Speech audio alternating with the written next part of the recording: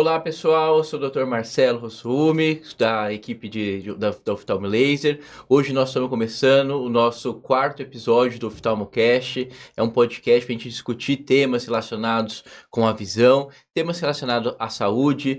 E hoje nós estamos aqui com duas convidadas muito especiais, a doutora Marisa, que é médica pediatra e neonatologista, doutora Tamires, que é oftalmologista, da nossa equipe do Oftalmo Laser, que ajuda a gente a cuidar das crianças.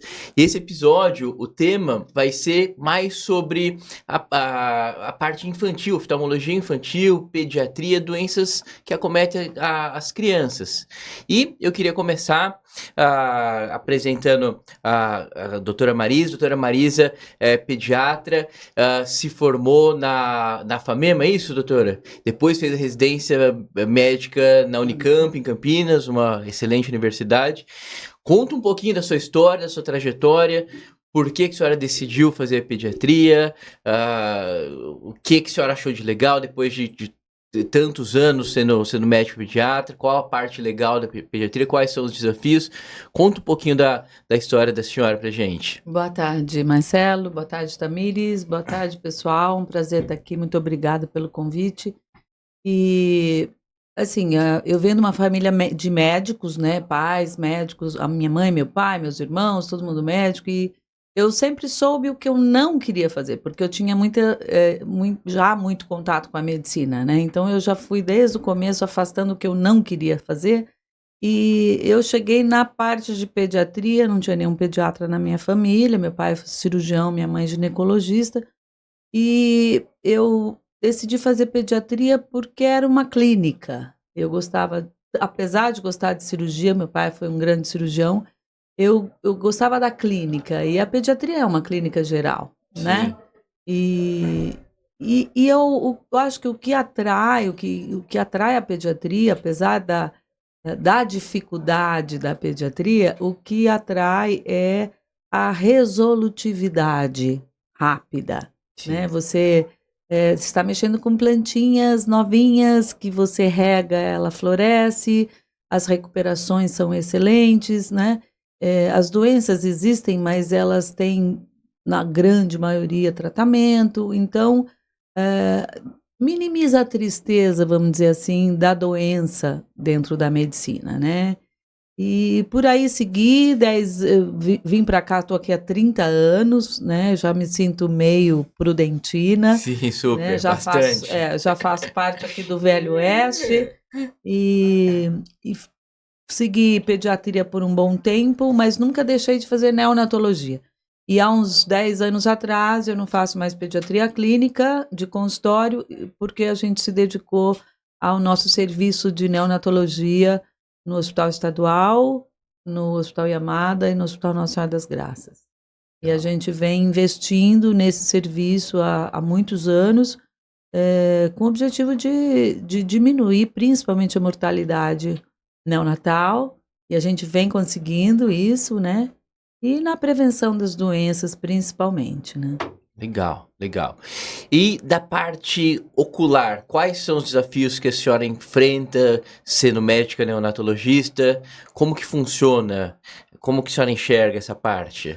Hoje, Marcelo, hoje as coisas mudaram. Eu tenho 35 anos de formada, então eu vejo, assim, dois tempos, né? O tempo que eu logo me formei e pouco se falava em... Nem tinha teste do olhinho, para você ter ideia, né? Eu estou entregando minha idade. Mas a medicina, ela avança muito rápido, né? Então, em 35 anos, em 30 anos, em 20 anos, em 10 anos, a gente vê uma evolução muito rápida, muito grande das coisas, né? Sim. Vocês que são mais jovens já estão sentindo que acabaram a residência, as coisas já mudaram. Porque hoje a velocidade da informação é absurdamente rápida. Então, hoje o que eu vejo é que há um enriquecimento bárbaro, absurdo, na investigação e na prevenção, né? Quando eu me formei, a gente mandava a criança para o oftalmologista quando entrava na escola. Entrava-se na escola com 5, 6 anos. Hoje tudo mudou. Hoje a criança vai para a escola desde os 8 meses, né? houve um aumento muito grande da presença da escola na vida da criança por vários fatores sociais e comportamentais, e a mulher saindo, trabalhando, enfim. Então, hoje tudo mudou, né? E sabe-se que hoje já não se faz mais a primeira consulta oftalmológica aos 5, 6 anos. Se faz muito antes, né?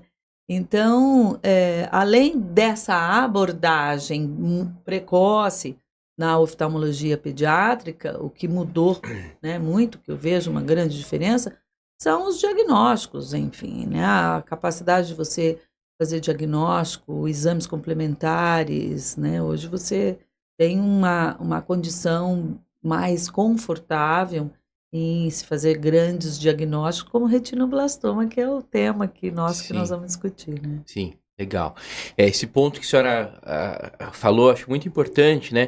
Que a medicina evolui realmente muito rapidamente, né? E nós, como médicos, a gente tem que sempre estar estudando, porque se a gente não se mantém atualizado, a gente não consegue entregar para o nosso paciente o melhor tratamento possível, né? Sim. Então, tem algumas pessoas que eu converso, estudantes de medicina que assistem o nosso podcast, e medicina vai ter que estudar pro resto da vida. Não é que tá estudando para passar de ano, não é que tá estudando para passar na residência, não é que tá estudando para ser e acaba. Não.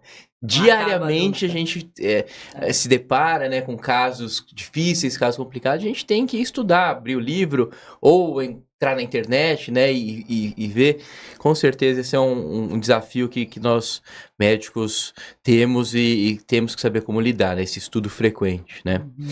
E, doutora Tamires, acho que o pessoal conhece já a doutora Tamires. Doutora Tamires, vamos falar um pouquinho, se formou, é médica oftalmologista da Oftalmolaser, se formou em Curitiba, fez residência médica em oftalmologia aqui em Prudente, depois foi fazer o fellow de glaucoma e catarata lá em Curitiba lá em Curitiba novamente, tá. E a doutora Tamires nos ajuda com o atendimento das crianças, né? E qual que é o momento ideal para fazer esse primeiro exame na criança? Como que você enxerga isso daí? Qual a recomendação? Bom, idealmente o primeiro exame ele deve ser realizado entre 6 meses e 1 ano de idade. E tudo isso tem um porquê, né? A maioria das crianças, elas não vão ter nenhum sintoma se elas não estiverem enxergando bem, por exemplo, só de um olho, né? Então, a gente conseguindo diagnosticar esse déficit bem precoce, a gente consegue com que ela desenvolva a visão de uma maneira adequada no futuro, né? Então, o que eu acho, assim, importante ressaltar é que se a gente pegar um bebezinho perfeito, ele nasceu perfeitinho, e eu cobrir os 2 olhos dele, e só tirar depois dos 7 anos essa venda, ele nunca vai enxergar. Porque aprender a enxergar é igual aprender a andar, é igual aprender a falar. A gente não nasce sabendo enxergar. É óbvio que a gente não tem essa memória, né? Mas a gente não nasce aprendendo a enxergar. A visão, ela vai se desenvolvendo aos poucos, né? Entre os 0 e os 7 anos. Então, por isso que é muito importante ter o estímulo adequado para essa criança ter a visão 100% no futuro. Eu acho isso super importante, né? E a gente teoricamente sabe que é importante, mas é um grande desafio, né?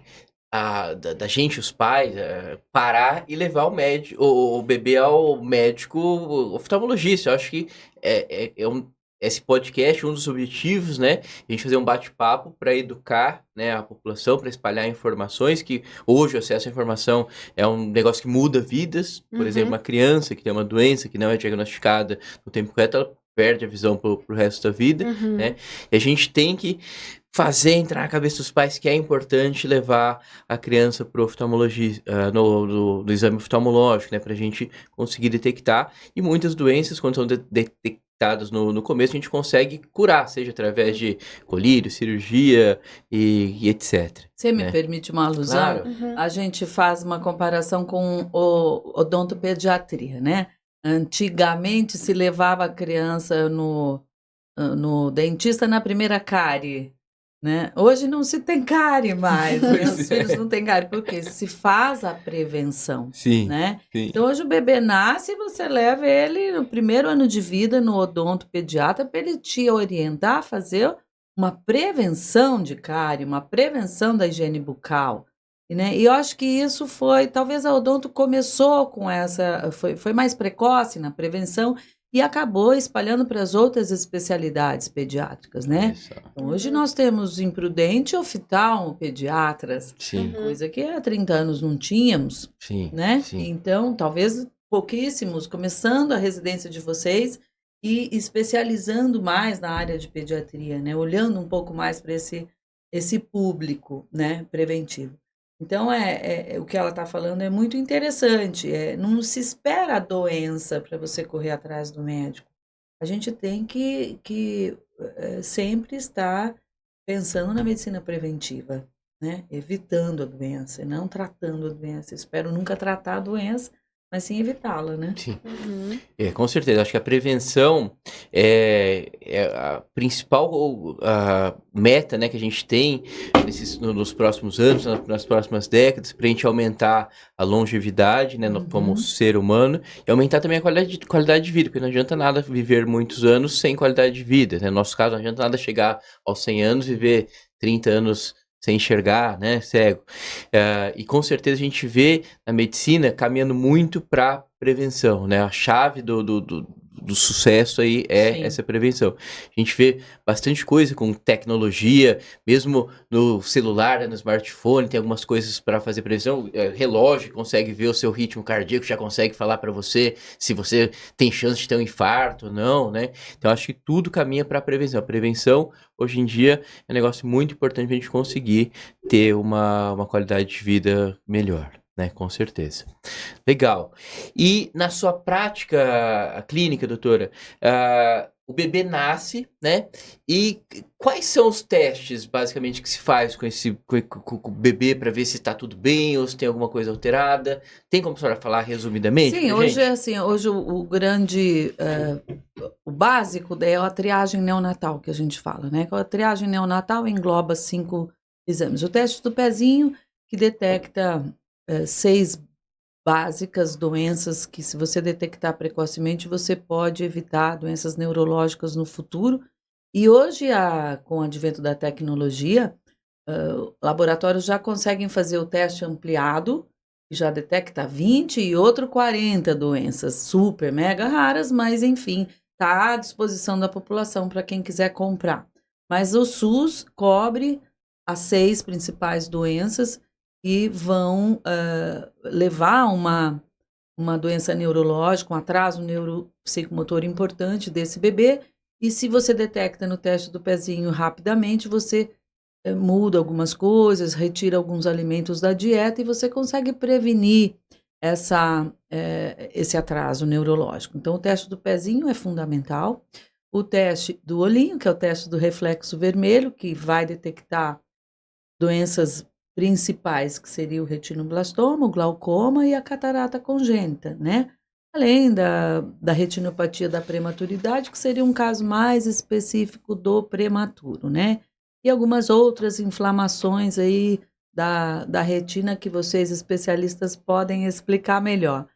Mas é fundamental, é um teste que se faz obrigatoriamente na maternidade.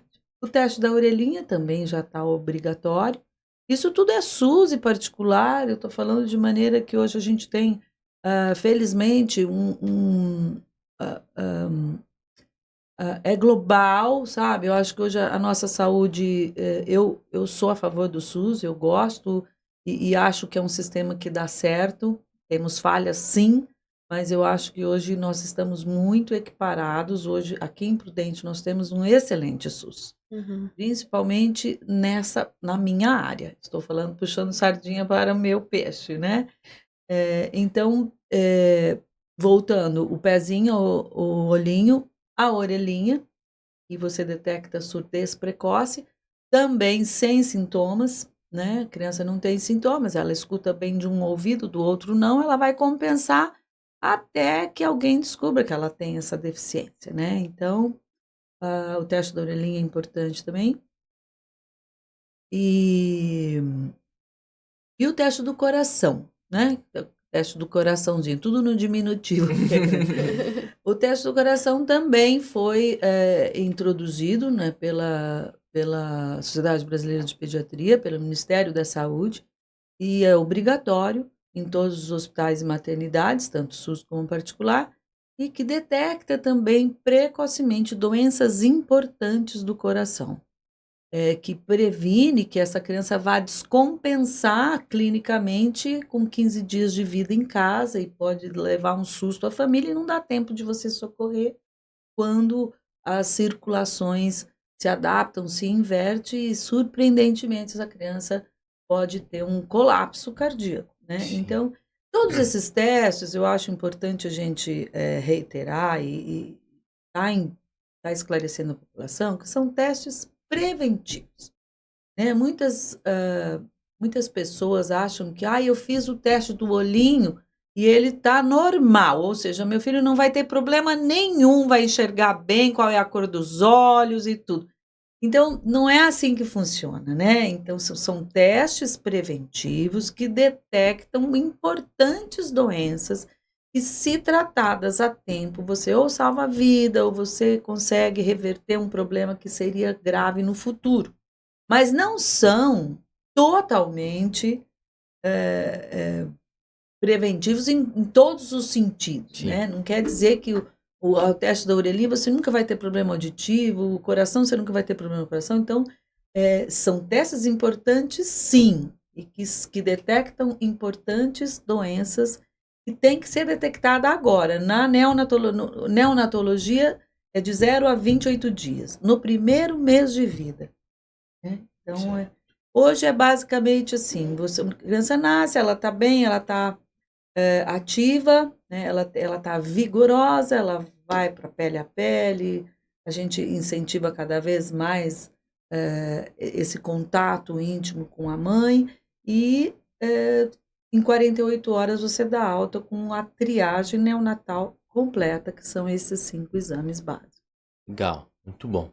E, doutora Tamires, quais são as principais doenças oftalmológicas que costumam aparecer dos bebês? Fala um pouquinho pra gente. Bom, acho que assim, no consultório, né, o que mais vai chegar, assim, dos bebezinhos mesmo, é quando o bebê fica lacrimejando muitos olhos. Isso começa a incomodar bastante os pais e eles acabam levando a uma das queixas bem frequentes nos bebezinhos mesmo, né? Então, que costuma ser por obstrução congênita do canal lacrimal, né? É um quadro, na maioria dos casos, benigno, de resolução espontânea, mas que tem que levar para avaliação, né? Que como tá, é como se... Então, acho melhor explicar a drenagem antes, né, da lágrima. A lágrima, ela é produzida aqui na parte superior, né, na glândula, lubrifica os olhos, e ela é drenada para dentro do nariz e a gente engole. Tem algumas válvulas, né, que vão ter nesse canalzinho aqui, do olho pro nariz. Alguma dessas válvulas, elas não abrem, né, elas deveriam abrir e alguns bebês, elas não abrem logo que eles nascem. Então, fica lacrimejando o olho, fica acumulando a lágrima ali, e por ter essa obstrução, pode aumentar o risco de ter uma bactéria, pegar uma infecção, né? Então, sempre é importante ter avaliação, porque essa resolução espontânea também, a gente pode ajudar ela a ser precoce, com massagem, com o diagnóstico da doença. Eu acho que bebezinho é o principal que aparece no consultório, é a obstrução do canal lacrimal. Tá. Dos pequenininhos. Tem mais algumas outras doenças? Catarata congênita, glaucoma, problemas de retina? Bom, tem, mas graças a Deus no consultório elas são bem raras, assim. Não é uma coisa frequente, né? Porque são doenças que elas são mais raras de acontecer. E são mais graves, né, quando elas acontecem. E igual a doutora estava falando, o diagnóstico precoce muda a vida, né, desses pacientes. Sim. Então, igual eu falei, né, se a gente pegar um olhinho perfeito e fechar, esse bebê nunca vai enxergar. A catarata congênita é como se ele nascesse com uma venda, né? Então, a luz não consegue entrar dentro do olho para fazer o estímulo da visão para ela se desenvolver. Então, quanto mais precoce for feito esse diagnóstico, mais rápido a gente tem como atuar nesse paciente, que é realmente fazer uma cirurgia para tirar essa opacidade, e mais rápido esse estímulo vai começar a acontecer, né? Então, assim, ainda quando ela é bilateral, é muito grave, e quando ela é unilateral, tem que ser mais rápido ainda, né? Porque senão aquele olhinho que tá fechado, ele vai ficar suprimido, né? Que a gente fala, ele não vai ter nenhum estímulo, enquanto o outro vai estar sendo estimulado. E deixa eu te perguntar, mas catarata não é um negócio de gente velha, idoso, que só dá depois de 50, 60 anos? Como é que é essa história? Bom, Catarata, existem vários tipos de catarata, né? Igual glaucoma também, existem vários tipos de glaucoma. Então, existe a catarata congênita, que a criança já vai na sequela, os bebezinhos, assim como o glaucoma congênito, né? O paciente já nasce com essa doença. O mais comum que a gente fala que catarata é de idoso é porque o mais comum é ser catarata senil, né? Que até brinco com meus pacientes que é igual ruga e cabelo branco, uma hora todo mundo vai ter, não tem como fugir. Mas existem casos onde ela pode acontecer por uso de remédio, pode acontecer precoce, no nascimento, às vezes por trauma, às vezes algumas inflamações nos olhos também podem causar, fazer com que essa catarata seja mais precoce do que só quando a gente for idoso. O perigo, acho que é grande, Tamires, é a catarata do bebê não ser igual a do velho em termos físicos. Você olha aquela catarata, o olhinho branco do velho, uma catarata externa, né? E no bebê ela ser posterior e a gente não vê, Não né? vê. Só vai diagnosticar realmente com o teste do olhinho, o teste do reflexo vermelho, né? Ou na fotografia e no flash, né? Que sai um olhinho vermelho e um olhinho branco, né? Mas a gente não vai esperar o aniversário de 1 ano para tirar a fotografia e tentar fazer o diagnóstico no flash, né? A gente tem que realmente estar atenta, que toda maternidade tenha a presença do teste do reflexo vermelho, né? As mães estarem atentas se foi feito, isso tem que estar anotado em carteira do bebê, tudo mais. E além da catarata, quais outras doenças que tem, que podem ter no olho dos bebês? Bom, tem o glaucoma congênito, né? Normalmente, como que o pai e a mãe conseguem ver? Normalmente, o olhinho do bebê, por ele ser muito molinho ainda, e a pressão intraocular ela começa a aumentar, esse olho ele vai crescendo. Ele cresce mais do que o comum. É como se fosse um bebê. Eles ficam muito fofos em partes no começo, porque fica um olhão assim, né? Eu tinha até um professor na faculdade que ele falava assim: não, você olha aquele nenê, ele é lindo, ele tem um olhão grandão. Só que isso tem que chamar atenção, né? Porque assim, o normal é a gente ser sempre simétrico, né? Então, assim, um olhinho maior que o outro, né? O vidrinho do olho, que é a córnea, assim, começar a perder o brilho do olhar, né? Ele fica como se fosse mais opaco. Tudo isso tem que chamar atenção. E também tem o fato do lacrimejamento. O nenê costuma lacrimejar mais também quando tá acometido com glaucoma congênito. Então, vamos lá. Então, doenças oftalmológicas bebê, existe a parte do canal lacrimal, catarata, glaucoma, né? E existe também algumas doenças da retina, que eu vou falar um pouquinho, né? Que eu sou especialista em retina.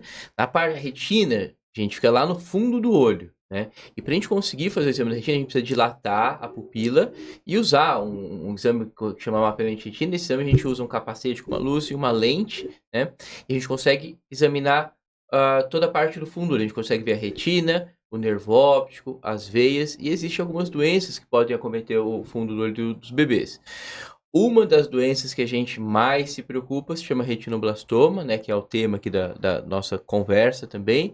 Retinoblastoma é um tumor, é um câncer que dá no fundo do olho, que dá na retina, e se a gente conseguir detectar precocemente, a gente consegue tratar super bem.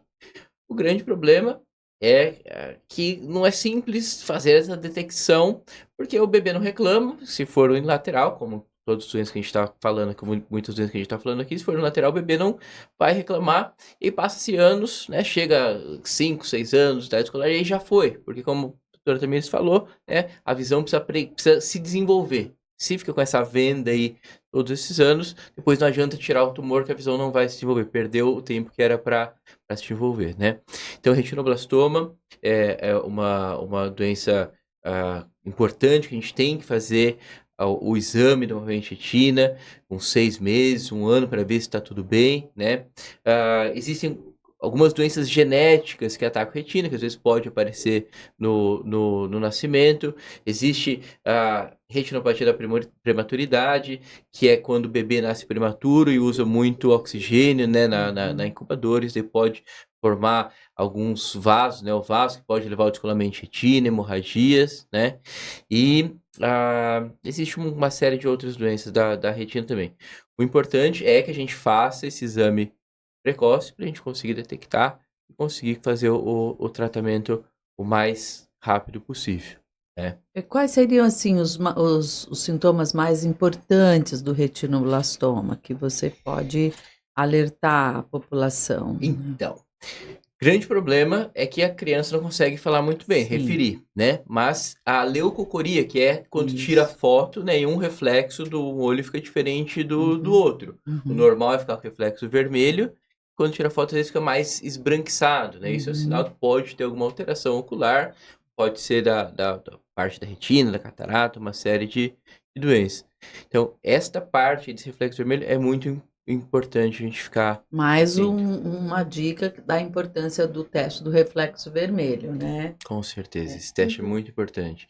E ter toda a equipe médica, né, treinada para conseguir fazer esse teste é um negócio muito, muito E importante. que é um teste simples, relativamente simples, claro que, né, não exige, não é invasivo, né, você faz com o bebê tranquilamente, só não tem muito edema, né, escurece a sala, você consegue fazer com bastante facilidade.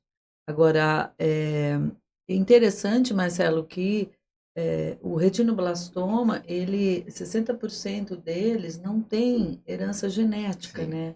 Sim, é uma Então, mutação nova, né? Essa estatística eu andei revisando e eu Sim. achei interessante isso, a gente não lembrava disso, mas você tem 25% bilateral hereditário, né?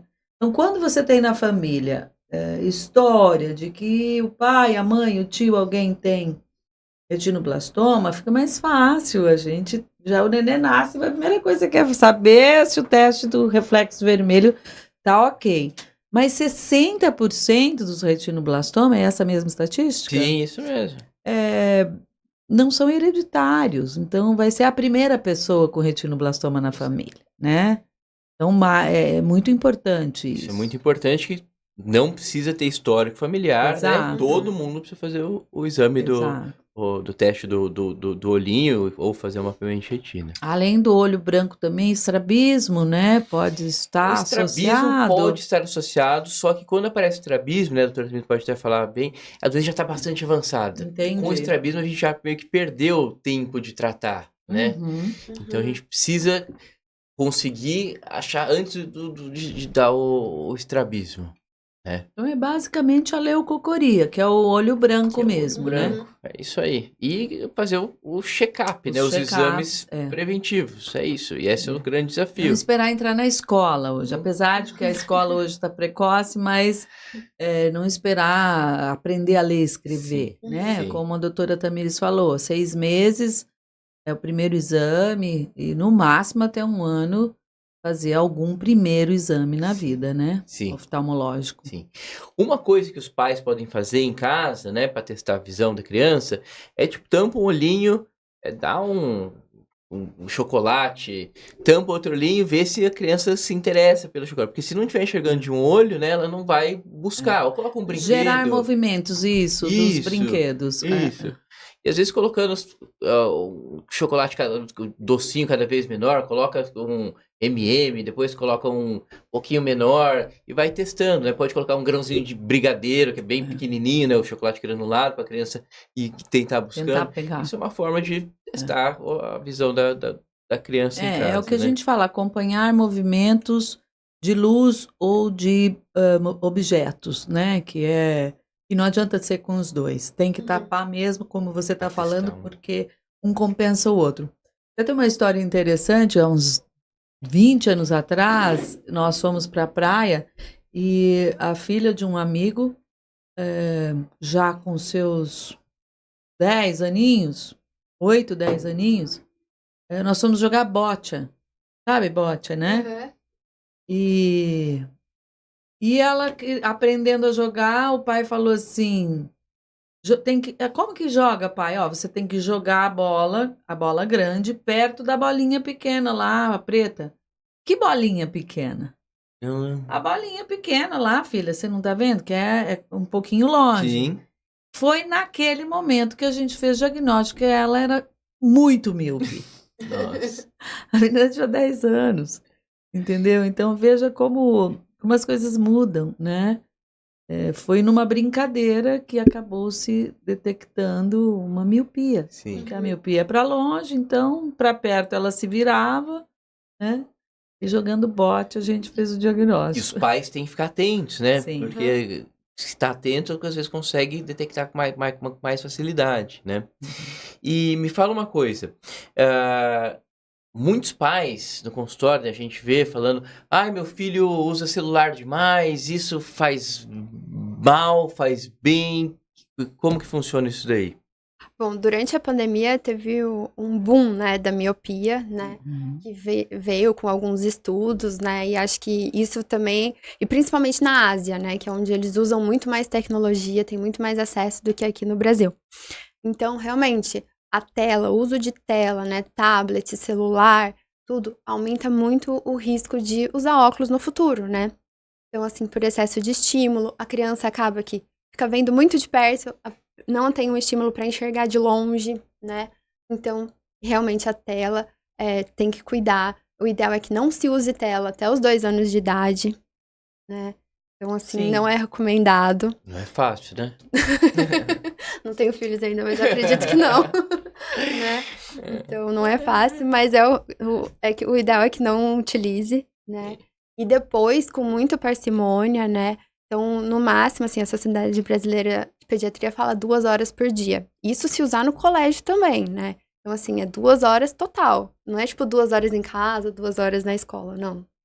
2 horas por dia, no máximo, que deve ser a Isso exposição. é um grande problema que vai ser muito difícil a gente contornar. Eu até estava conversando isso antes da gente começar, porque é comportamental, é social, né? Hoje você vê as pessoas no restaurante, crianças sentadas à mesa, com um tablet ou celular na mão, com 1 ano de idade, 2 anos de idade, porque o comportamento é dos pais hoje cada vez comprarem o silêncio e o sossego, né?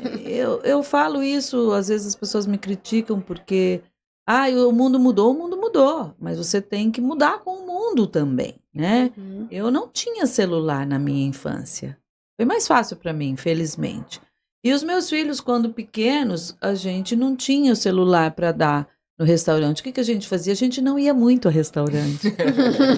Porque era um inferno ir a restaurante com criança com 2 anos e 3 anos. É horrível. Você tem filho pequeno, você sabe como que é. Já estão grandinhos, né? Mas então, assim, o comportamento social mudou, né? Então, não vá a restaurante, né? Eu falo isso para os meus pacientes prematuros, saem do hospital, não leve seu filho à igreja. Ai, doutora, mas eu tenho que ir à igreja. Vá você! Não leve a criança. Deus perdoa. Deus está vendo que você está deixando de levar o filho à igreja, porque ele não vai entender nada da missa, né? Então, acho que as pessoas querem hoje a facilitação da vida, né? Um mundo fácil e permissivo. Eu acho que o maior enfrentamento do pediatra hoje é esse problema todo, esse enfrentamento com os pais, principalmente os mais jovens, da permissividade. Existem estudos, inúmeros estudos de psicopedagogo, de psiquiatras infantis, de psicólogos, mostrando que é mais prejudicial a permissividade do que o autoritarismo. Então, os pais autoritários, bravos, é mais fácil você contornar essa situação, tá? Do que isso, vamos dizer, os extremos, né? Do que aqueles bonzinhos demais, permissivos demais. Porque a criança ela precisa de disciplina, ela precisa de regra, desde o começo. E eu digo que a criança é um macaquinho amestrado, sem a mínima ofensa, porque eu adoro macaco. Eles não têm ainda o cérebro desenvolvido, eles vão te imitar, eles vão aprender imitando o adulto. Então, muitas mães falam, o meu bebê de 1 ano, ele pega o celular e ele já começa, óbvio, ele vê você fazer isso o dia inteiro. A primeira coisa que ele vai fazer é te imitar, né? Ele não está entendendo as páginas que ele está vendo. Ele está lá, touch, até uma hora que dá certo. E ele vai repetir aquilo. Macacos fazem isso, né? Em laboratório, né? Então, eu acho que esse é o grande enfrentamento dessa geração. E como a doutora Tamires falou, a pandemia veio para piorar não só a miopia, mas ela veio piorar o afastamento social. As crianças se enfiaram nas luzes eletrônicas, nos tablets, nos celulares, as aulas passaram a ser online. Então, houve um aumento abusivo, um boom de telas eletrônicas nas nossas crianças, e além do prejuízo oftalmológico, houve um distanciamento social, houve um atraso na desenvoltura, no desenvolvimento dessa criança como atividade física, musculatura, equilíbrio, força muscular, o cognitivo, além de todos o que vem depois disso, obesidade, sedentarismo, insônia, depressão, ansiedade. Então, a criança adoeceu com o aumento do uso dos eletrônicos, das telas azuis, né? Então, infelizmente, isso é fato, né?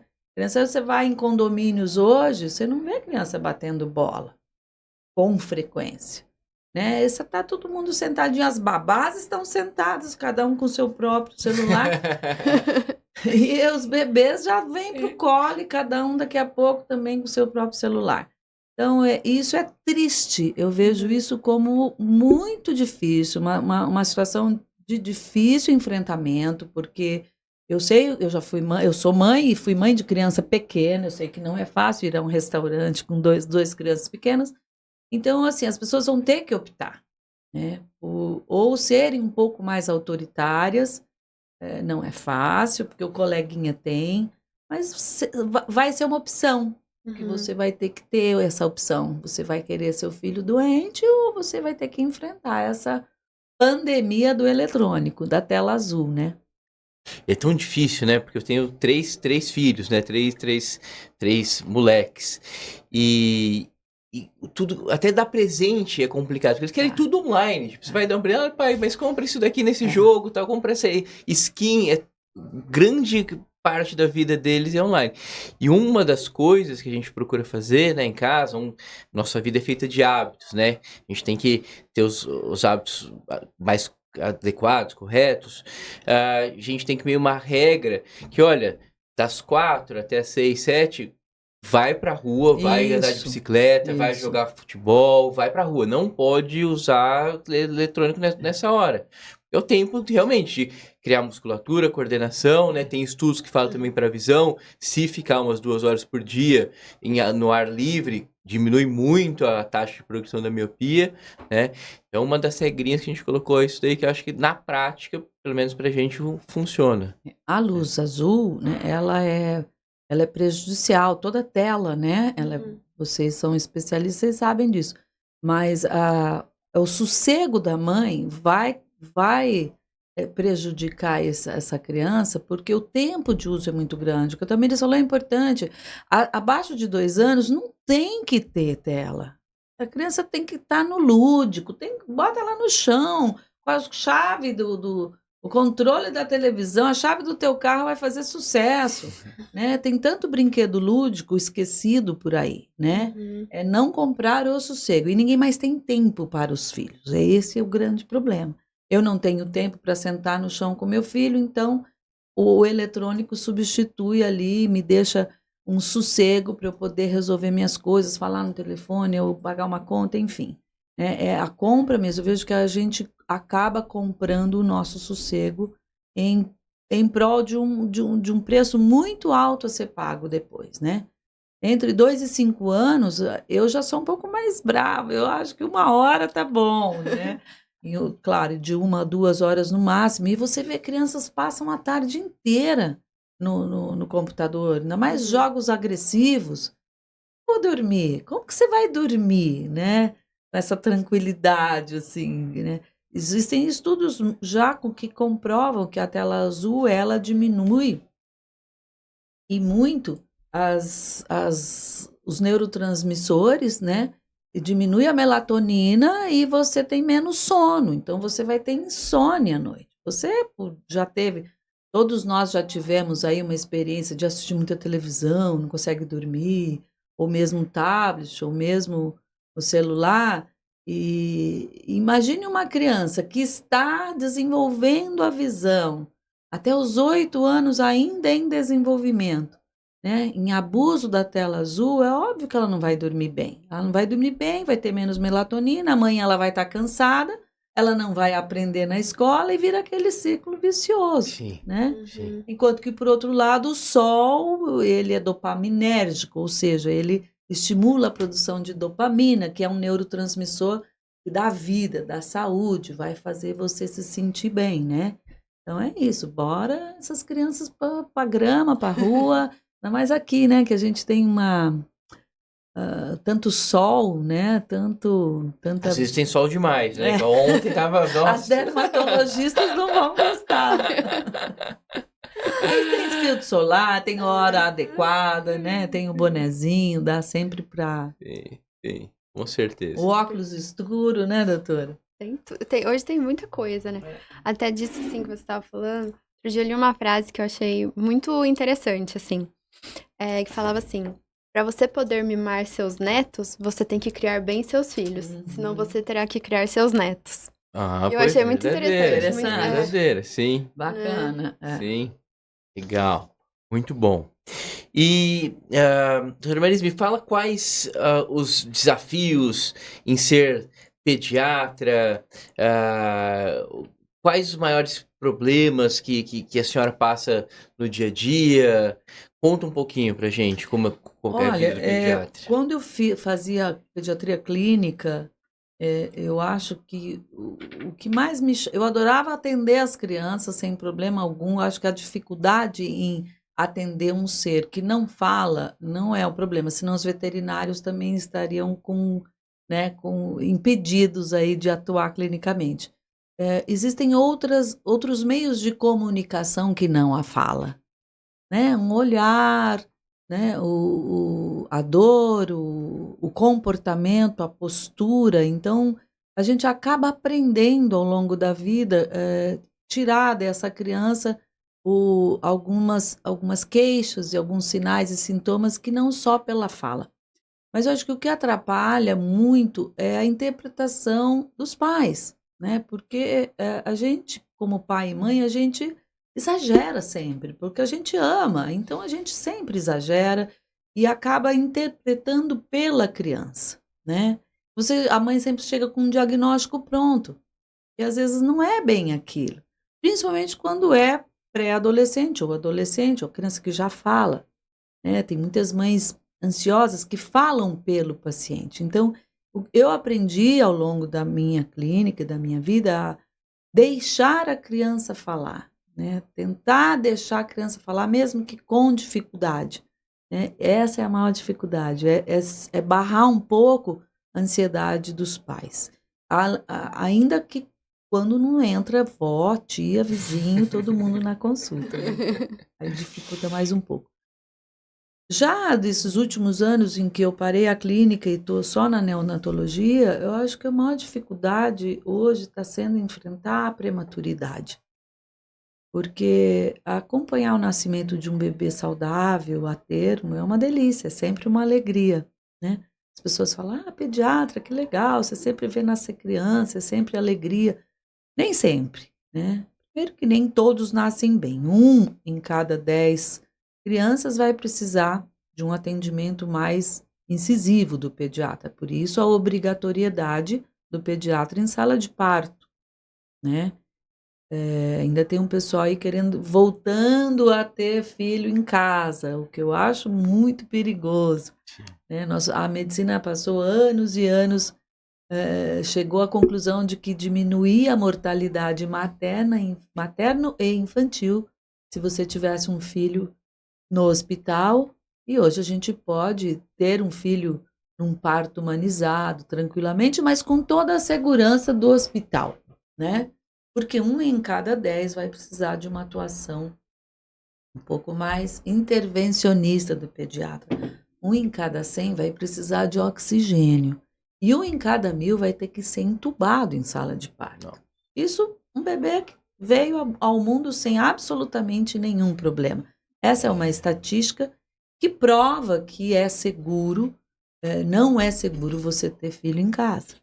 Entendi. Uhum. Então, na neonatologia, hoje, o que é importante? É o Golden Minute, é o minuto de ouro, que é o primeiro minuto da vida. Se você não fizer essa criança chorar em 1 minuto, há um risco enorme dessa criança ter sequelas neurológicas e motoras, enfim, pela falta de oxigênio, né? E com o advento da tecnologia, mulheres que há 10 anos atrás, 20 anos atrás, não tinham filhos, não poderiam ter filhos, hoje engravidam. Diabéticas, cardiopatas, HIV positivo, mulheres hipertensas graves, né? Com fibromatoses e doenças... Reumatológicas. Não, também doenças até reumatológicas, assim. Endometriose, Sim. né? Que também era uma das mais importantes de esterilização, né? De mulheres inférteis. Hoje essas mulheres engravidam. Grande parte dessas mulheres engravidam. E isso aumentou o número de prematuros, né? Então hoje a gente, o lado triste, ruim, difícil de lidar, é você lidar com a família e com um bebê prematuro grave, que eu digo, que é de 30 semanas para baixo, de 1 quilo para baixo. A gente diz que é um prematuro extremo, de extremo baixo peso, porque é muito difícil, todos os sistemas estão ainda em desenvolvimento, essa criança vai levar 2 meses para chegar, se conseguir, né, sair, tem um índice de mortalidade enorme e que às vezes a família não tá preparada para enfrentar tudo isso, né?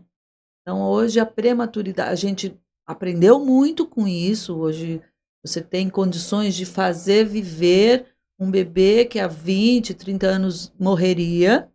Hoje você tem condições técnicas, medicamentosas e todo um suporte técnico e um preparo de uma equipe, mas com muita dificuldade e com um índice de sequela muito grande, né? Então não é só fazer viver, é com qualidade. Que qualidade nós vamos entregar a essa criança? A que preço nós vamos fazer tudo para que essa criança sobreviva? Um bebê com 800, 600 gramas. E entregar para essa família um bebê cego, surdo, um retardo neuropsicomotor importante. Então, isso é uma grande polêmica que ainda se discute muito na perinatologia, né? Eu digo que às vezes a gente brinca de ser Deus, né? São bebês, são situações difíceis que você tem que decidir se reanima ou não, isso tem que ser conversado com a família antes.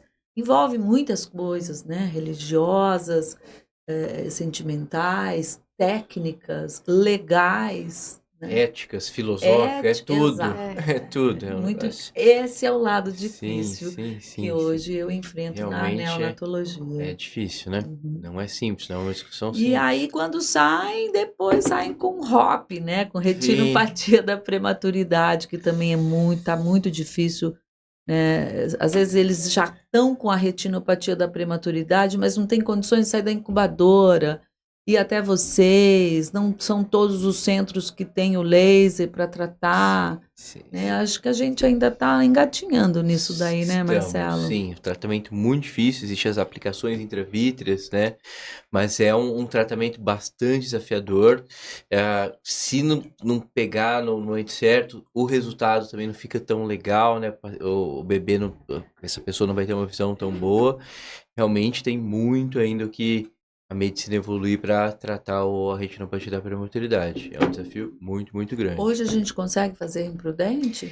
Imprudente, nós não temos esse laser, porque é uma doença rara, né? Então, para se manter viável, é um investimento grande para tratar, vamos colocar, uma criança a cada, sei lá, 6 meses ou por ano, né? Isso, mais ou menos. Não faz sentido, né? E todos esses nossos aparelhos não é só comprar, você compra e você paga uma taxa mensal de manutenção, sim, né?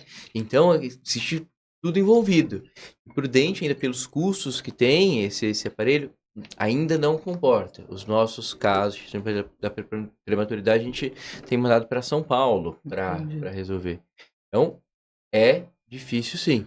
Tem né? todo um capacete especial, Tem um capacete né? especial, sim. Aqui a gente consegue fazer o diagnóstico, rastreio, né? Uhum. Que dos exames que a gente faz, né? O pediatra faz o teste do olhinho, manda pro oftalmologista, especialista em retina. 90% dos exames não se confirma alteração ocular, o que é muito Que bom, bom. né? Mas 10% tem a patologia e aí a gente vai ver qual o melhor caminho para fazer o tratamento. Uhum. Mas a gente consegue fazer sim o exame diagnóstico, o exame de rastreio. Pelo menos tria bem, né? Sim. A gente acho que está bem atento a É. isso. Legal. E doutora Tamires, como que funciona óculos em criança? Como que é o exame? Como é a consulta oftalmológica? As crianças sofrem, não sofrem, choram, não choram? Explica um pouco pra gente isso daí.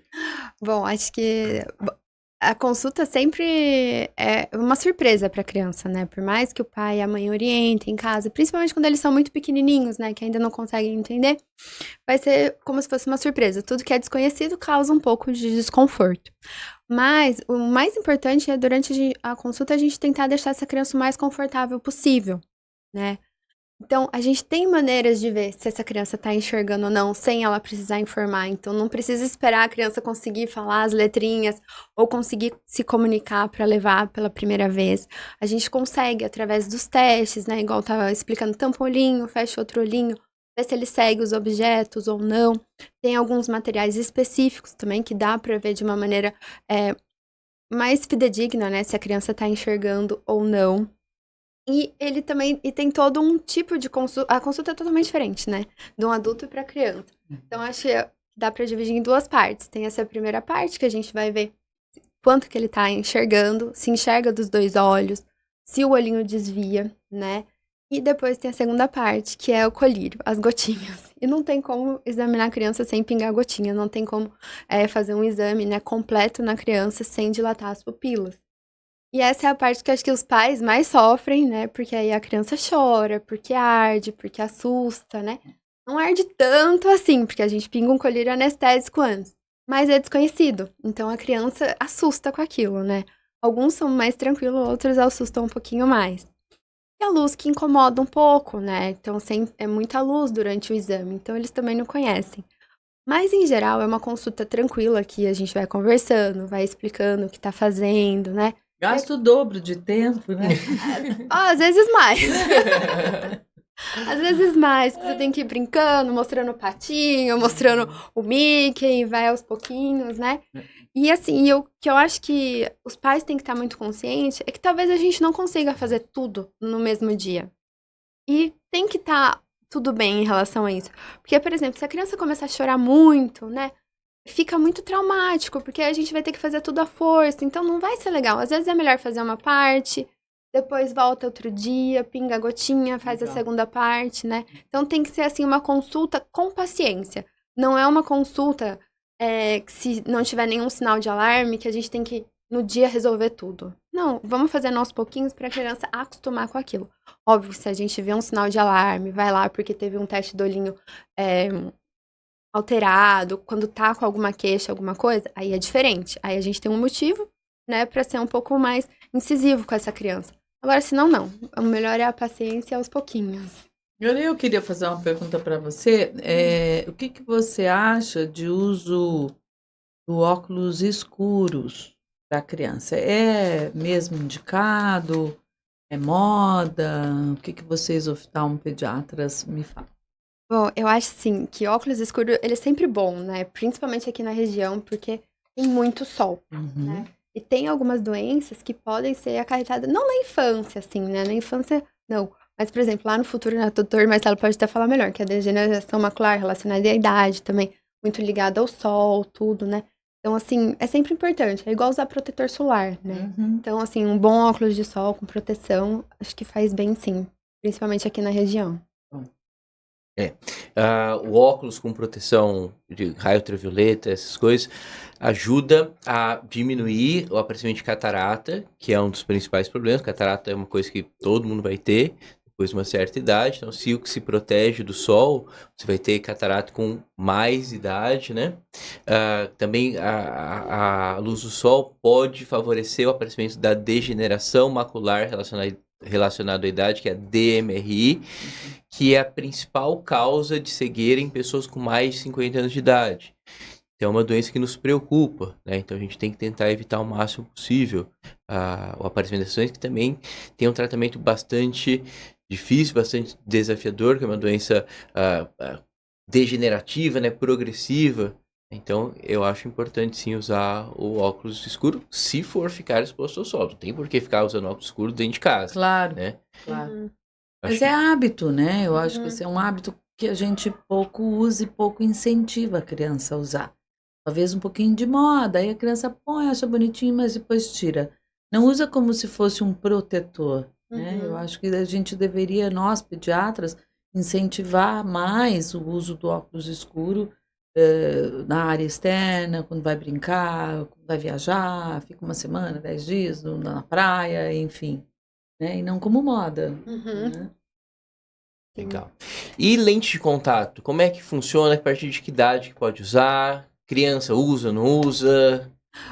Bom, a lente de contato, ela tem algumas indicações, né, bem certinhas, assim, quando é bem pequenininho. Então, igual a gente estava falando de catarata congênita, né, quando o bebezinho ele é submetido à cirurgia, a gente não consegue colocar a lente intraocular naquele primeiro momento, né, por conta da inflamação que vai gerar, por conta do crescimento desse bebê que vai acontecer, né.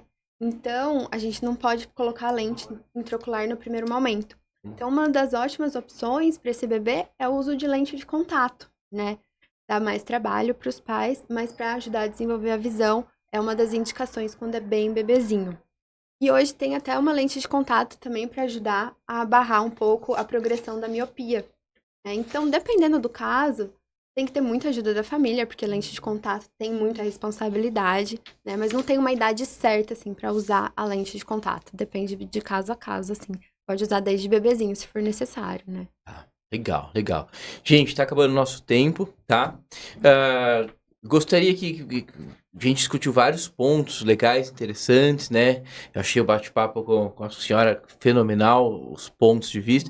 Eu queria que vocês fizessem um resumo ou dessem uma mensagem final, o que que fica, né? O que vocês acharam legal nessa conversa, o que que é importante o pessoal ter em mente.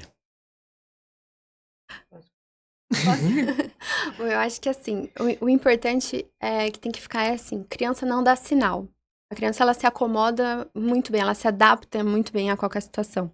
Então, se ela não estiver enxergando, nem sempre ela vai te dar um sinal que isso está acontecendo. Então, é sempre importante levar no oftalmo, né, para uma prevenção. É ótimo sair de lá com o resultado e falar, olha, não precisa de óculos, tá tudo bem, volta ano que vem. É melhor isso, né, do que deixar ela ter um sinal e a gente não conseguir recuperar, né, a visão dessa criança depois. Muito legal, concordo 100%. Uhum. Eu acho o seguinte, que a gente sempre deve pensar quando vai ter filho, a gente está aqui focando nas crianças, você realmente quer ter filho, né? Porque hoje é o mundo moderno, tem gente que não tem filho, os casais estão se rearranjando de outras maneiras, tem gente que gosta de pet. Então, assim, deixar de ter filhos porque é uma imposição social, porque ter filhos dá trabalho. Você realmente quer ser mãe, quer ser pai, você tem esse dom da paternidade, esse dom da maternidade, ok, tenha, mas vai fundo e se dedique, né? Eu acho que você tem que se dedicar ao seu filho. O filho não cria sozinho, né? Ele não vem com manual de instrução. Você vai ter que perder tempo da sua vida, que não é perda de tempo, mas você vai investir esse tempo na educação dessa criança. E você nunca deve delegar isso a ninguém, a nenhum objeto, a nenhuma escola, a nenhum programa, nada vai substituir a atenção e o amor de um pai e de uma mãe que realmente desejam educar e criar um ser humano.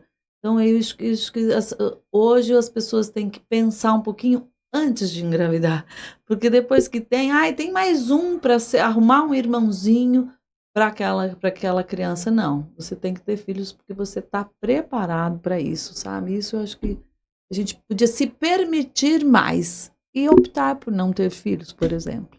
Muito bom, Né? muito legal. Então, gente, é isso aí. Finalizando aqui o nosso episódio de hoje. Agradeço que vocês tenham assistido. E para ajudar a gente, se vocês puderem clicar em curtir, compartilhar, para a gente é muito importante a gente conseguir que esse vídeo chegue ao maior número de pessoas, porque a informação ajuda a salvar vidas, ajuda a salvar visões. Então, se você conseguir compartilhar esse vídeo, vai ajudar bastante gente. Um grande abraço e até a próxima. Obrigado, gente. Obrigada.